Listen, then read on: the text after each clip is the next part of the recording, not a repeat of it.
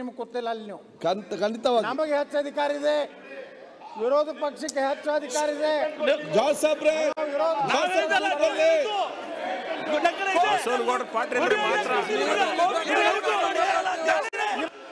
ನೀವು ಕೂತ್ಕೊಂಡ್ರೆ ನಾವು ಎಮ್ಎಲ್ಎ ವಿಧಾನಸಭೆ ಅಧ್ಯಕ್ಷ ನೀವು ಕೂತ್ಕೊಳ್ಳಿ ಈಗ.